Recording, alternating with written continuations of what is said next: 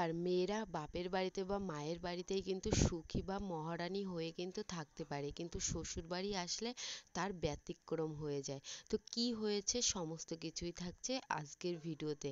গতকাল আমাদের এইখানে প্রচণ্ড ঝড়, তার সঙ্গে খুবই বৃষ্টি হয়েছে।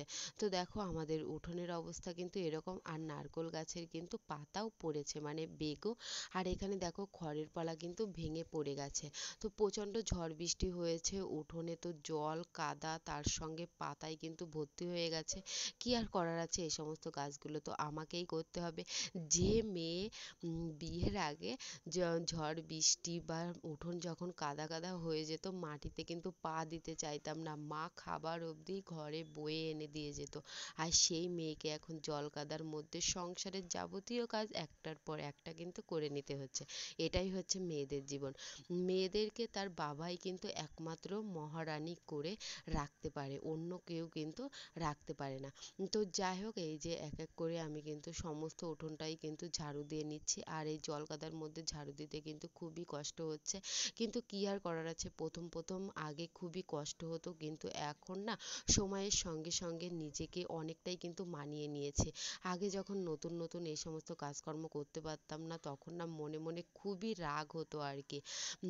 তো এখন না রাগটা আর হয় না, এখন সংসারের প্রতি একটা ভালোবাসা আর মায়া এসে গেছে পরিবারের সকলের প্রতি। তাই এই সমস্ত কাজগুলো যতই করার ইচ্ছা না থাকুক, যতই শরীর খারাপ যাই থাকুক না কেন, এখন না আপন মনে সমস্ত কিছু করে নেওয়ার চেষ্টা করি। উঠোন ঝাড়ু দিতে দিতেই দেখতে পেলাম যে বাবা সাইকেলের সামনে এই বড় সাইজের মাছটা নিয়ে বাড়ি আসছে। তো মাছটার নাম হচ্ছে মৃগেল মাছ। বাবা মাছটা আমার হাতে দিয়েই বলছে যে বৌমা আজকে কাঁচকলা আর আলু দিয়ে মাছের একটু হালকা করে ঝোল করে দেবে আমার জন্য। তো যাই হোক, এই মাছটাই এখন আমি কিন্তু কাটতে বসে পড়লাম। তো মাছটা কাটতে গিয়ে দেখলাম যে মাছের মধ্যে হচ্ছে ডিম। ডিমটা দেখে কিন্তু আমার খুবই ভালো লেগেছে। তাই পাশের বাড়ির দিদির মেয়েকে আমি বলছি যে টুনি দেখবি আয়, এই মাছের পেটে না অনেকটাই ডিম হয়ে গেছে। মাছ খেতে আমি সেরকম একটা পছন্দ করি না, কিন্তু মাছ ধরতে বা কাটতে কিন্তু খুবই ভালোবাসি। তারপরে এই যে দিদির মেয়েও কিন্তু চলে এসেছে, এখানে আমার সমস্ত মাছগুলোই কিন্তু কাটা হয়ে গেছে।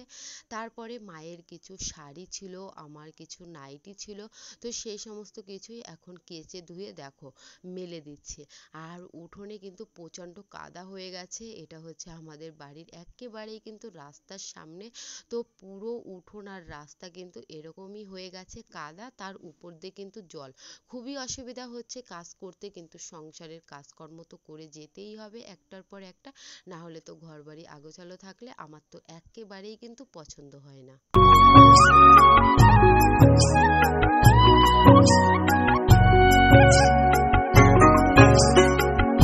জামা প্যান্ট মেলে দিয়ে এখন চলে আসলাম রান্নাঘরে রান্না করে নিতে। গতকাল যেহেতু ঝড় বৃষ্টি হয়েছে, আর আমি যে জায়গাটায় রান্না করি উপরে যেহেতু পেপার দেয়া, তাই না পেপার একটু ফুটো ফুটো হয়ে গেছে, মানে খারাপ হয়ে গেছে, তো সেইখান দিয়ে জল পড়ে।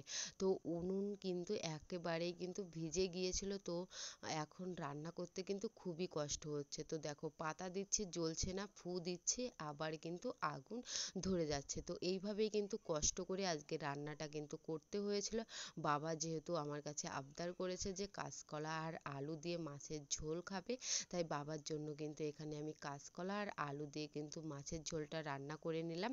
আর তোমাদের দাদাভাই বলেছিল যে কাঁচকলা আর আলু দিয়ে যদি মাছের ঝোল রান্না করো তাহলে কিন্তু আমি খাবো না, আমার জন্য বেগুনি করবে। তো যাই হোক, বাবা ও ছেলের জন্য আজকে মন পছন্দের কিন্তু খাবারই বানিয়ে নিয়েছি। সংসারের কাজকর্ম এত কষ্ট করে করার পরেও যদি নিজের ইচ্ছা বা আবদারগুলো স্বামী যদি পূরণ করে, এর থেকে কিন্তু সুখের কপাল মেয়েদের আর হতেই পারে না, যে কপালটা কিন্তু আমার। তোমাদের দাদাভাই আমার ভিডিওতে কিন্তু আসতে চায় না, আর আমিও ওকে ভিডিওতে নিয়ে আসি না, কারণ আমাদের পবিত্র ভালোবাসা সবসময় অফ ক্যামেরাতেই থাকুক, আমি লোক সমাজের মধ্যে আমাদের ভালোবাসা কিন্তু দেখাতে চাই না। তো যাই হোক, আমার ভিডিওতে তোমাদের দাদাভাইকে কিন্তু খুবই কমই কিন্তু তোমরা দেখতে পাবে। অন্য সব ব্লগারদের যেরকম তাদের স্বামী বা বয়ফ্রেন্ডরা যেরকম ক্যামেরার সামনে আসতে চায়, তোমাদের দাদাভাই কিন্তু একেবারেই আসতেই চায় না। আজকে তোমাদের দাদাভাই আমার অনেক দিনেরই কিন্তু স্বপ্নটা পূরণ করেছে। তো যে স্বপ্নটা কিন্তু আমার অনেক দিনেরই ছিল, কিন্তু যেটার প্রাইস ছিল অনেকটাই বেশি, প্রায় 30,000-এর কাছাকাছি। তো এর জন্য কিন্তু জিনিসটা কিন্তু কখনো নেওয়াও হয়ে ওঠেনি। তো যাই হোক, আজকেই যে সেই স্বপ্নটা পূরণ হবে সেটা কিন্তু আমি আমার কল্পনাতেও আনতে পারিনি। তো রান্না করার পরপরই কিন্তু তোমাদের দাদাভাই চলে এসেছে বাড়িতে। তো ফ্যানটা যেহেতু আমাদের চৌকির অপোজিট সাইডে কিন্তু লাগানো ছিল, তাই কিন্তু চৌকিতে সেরকম একটা হাওয়া লাগতো না। তাই তোমাদের দাদাভাই বাড়ি এসে ফ্যান ঠিক করছে, একেবারে কিন্তু চৌকির মাঝ বরাবর কিন্তু ফ্যানটা লাগিয়ে নিচ্ছে। যেহেতু এখন প্রচণ্ড গরম, তো এই গরমে যদি ফ্যান যদি ঠিকঠাক করে চলে তাহলে কিন্তু খুবই অসুবিধা হয়।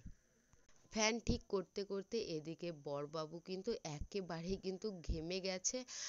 তো ওর গায়ে একটু পা চলে গেছে। তো এর জন্য আমি তোমাদের দাদাভাইয়ের কাছে বলছি যে ক্ষমা করে দিও যে তোমার গায়ে পা লেগে গেছে হুটহাট করে। তোমাদের দাদাভাই বলছে যে ঠিক আছে।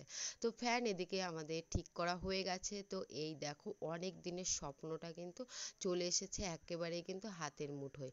তো আধা ঘন্টা আগে তোমাদের দাদাভাই আমাকে ফোন করেছে, ফোন করে বলছে যে দেখো, তোমার স্বপ্ন তোমার বাড়ির একেবারেই কিন্তু কাঠগোড়ায় পৌঁছে গেছে। আমি বললাম যে কি? তোমাদের দাদাভাই বলল যে তোমার অনেক দিনের যে স্বপ্নটা ছিল ফ্রিজ নেওয়ার, তো সেই ফ্রিজটাই কিন্তু চলে এসেছে, একটু রাস্তায় যাও। তো রাস্তায় গেলাম, তো এই যে চলে এসেছে অনেক দিনের স্বপ্নটা। তো বাড়ির মধ্যে কিন্তু একেবারে ভ্যান ঢুকিয়ে দিচ্ছে। আর যেহেতু গতকাল প্রচণ্ড বৃষ্টি হয়েছিল, তাই আসতেও কিন্তু খুবই অসুবিধা হয়েছে। তো এখানে আমরা যে ফ্রিজটা নিয়েছি এটা হচ্ছে স্যামসুং এর ফ্রিজ ছিল, 5 স্টার, 215 লিটারের। এটার দাম পড়েছে কিন্তু 22,500। ফ্রিজটা ঘরে ঢোকার পরপরই আমি ঝুমাদিকে বললাম যে দিদি, তুমি ফ্রিজের কার্টনটা একটু খুলে দাও। তো এই যে ফ্রিজের কার্টনটা কিন্তু খুলে দিল। তো দেখতেই পেলে যে কিরকম হয়েছে ফ্রিজটা। আর এটা হচ্ছে কিন্তু ভেতরটা তো অনেকগুলোই কিন্তু থাকছিল। আর এটা ছিল হচ্ছে 2024-এর হচ্ছে নতুন মডেল। তো ফ্রিজটা আমার কিন্তু খুবই পছন্দ হয়েছে। বাইরে থেকেও যতটা সুন্দর, ভেতরে কিন্তু তার থেকে বেশি সুন্দর। তো অনেক কিছুই রাখা যাবে, অনেক কিন্তু সিস্টেম ছিল। আর এটা হচ্ছে তার পরের দিনের ভিডিও। আমি যে আমসত্ত্ব দিয়েছিলাম, তো 2 দিন লেগেছে শুকাতে। তো যাই হোক, আজকে পুরোপুরিভাবেই কিন্তু শুকিয়ে গেছে। তাই থালা থেকে এখন আমি চাকুর সাহায্যে কিন্তু আমসত্ত্বগুলো কিন্তু ছাড়িয়ে নিচ্ছি। তোমরাও কিন্তু কাঁচা আম থাকতে থাকতে আমসত্ত্ব কিন্তু বানিয়ে বছরের পর বছর কিন্তু ফ্রিজে সংরক্ষণ করে রাখতে পারো।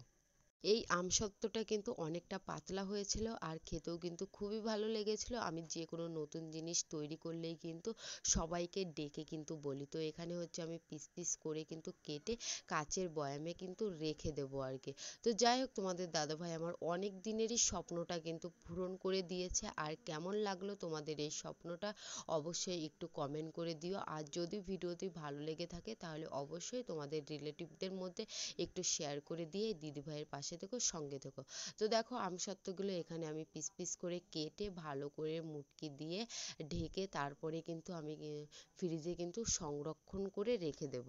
আবারও কিন্তু আমি আমসত্ত্ব তৈরি করে নেব। তো যাই হোক, এই যে এখন আমি ফ্রিজে রেখে দিচ্ছি। কেমন লাগলো ভিডিওটি অবশ্যই কমেন্ট করে জানিও।